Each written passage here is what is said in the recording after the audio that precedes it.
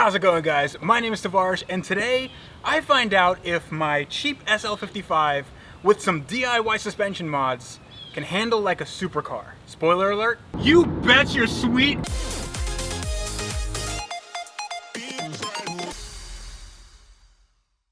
So every time I do suspension mods on any car that I own, whether it be my Aston Martin, which I lowered with coilovers, or this car, which I lowered with coilovers, I want to take it on a shakedown run. I want to make sure the suspension gets a workout. So I need elevation, I need smooth roads, I need rough roads, and I also need some long-handed sweepers. I need some technical bits. I like a car that can handle just as well as go straight really, really fast. So it's important for me to find a really good driving road that can test all the aspects of a car suspension and performance.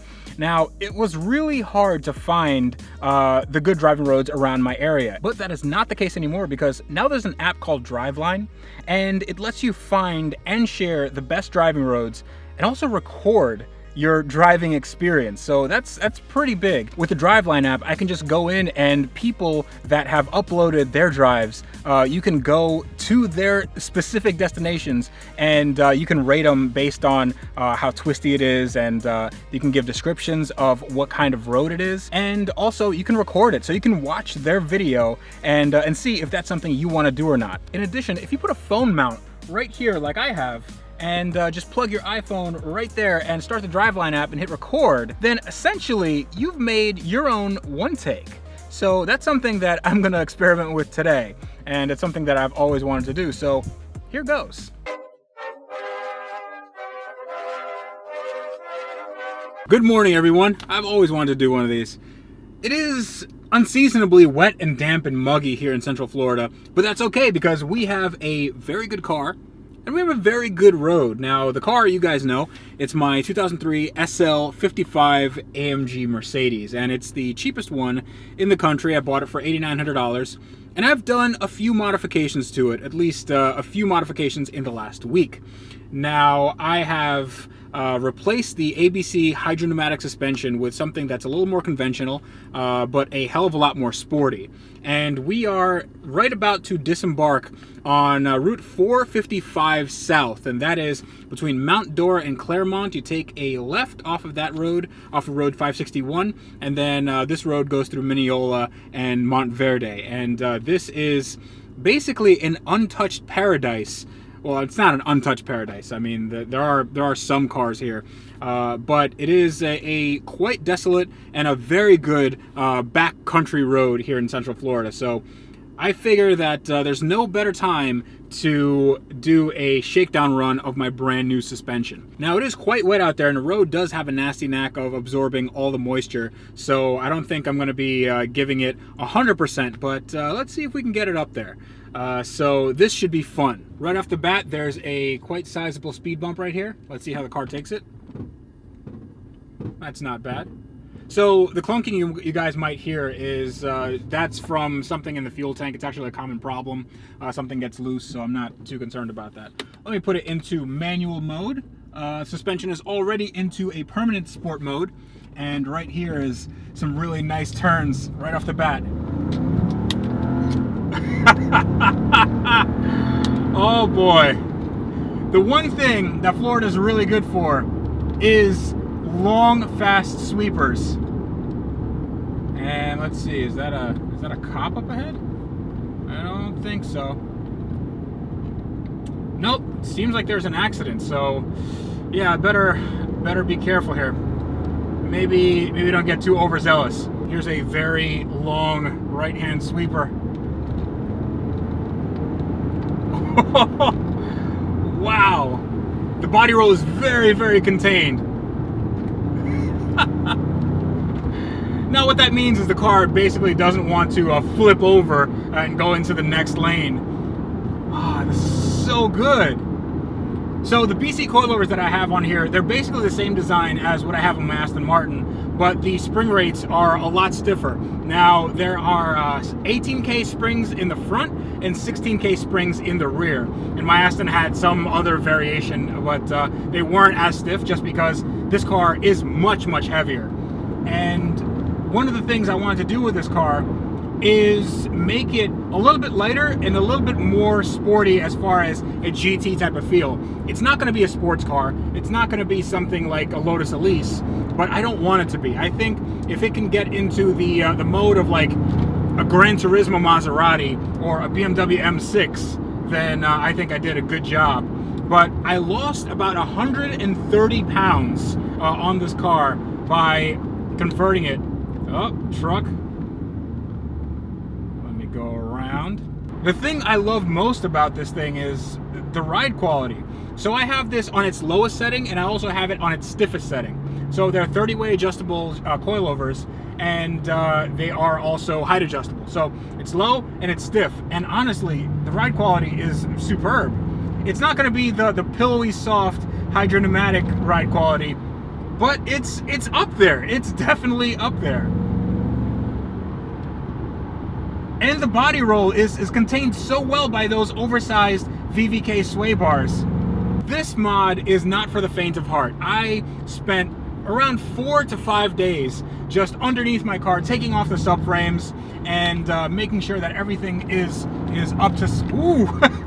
Got the back end out a little bit. Making sure that everything is up to scratch as far as fouling on anything. I didn't want the subframes to hit anything. I didn't want any bottoming out. I didn't want any rubbing, any clunking. And it's so good.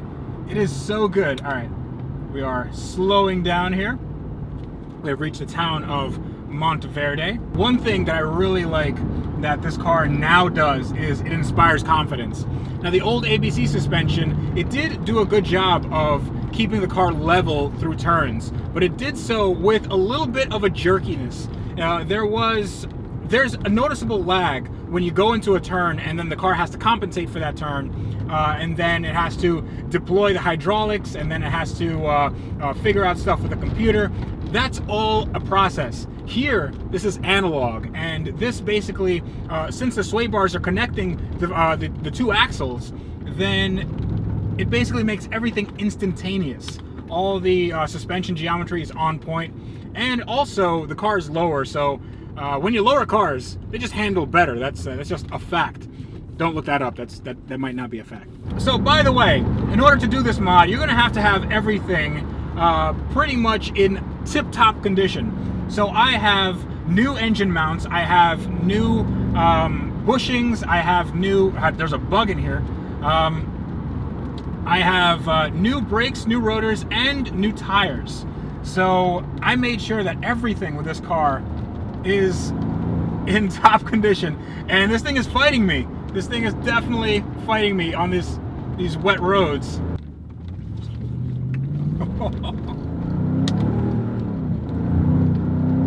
Whoa, it's like I'm driving on ice. Alright, so I digress.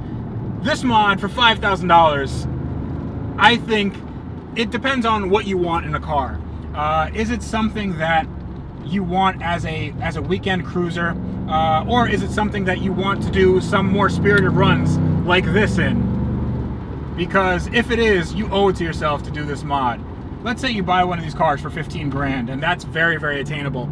You can put $5,000 into it and never have to worry about the ABC suspension again.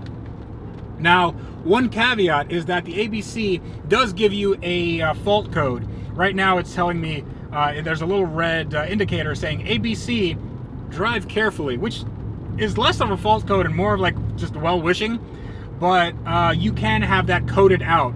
So basically you go into a star diagnostic scanner and you tell the car that it's basically an SL55 black, which did come with coilovers. So that is easily repairable. Just go to, I bet the dealer can do this for you. All right, so the road's getting a little wetter and the traffic is picking up, so I think I will end it there. But on a conclusion, here's my takeaways from this.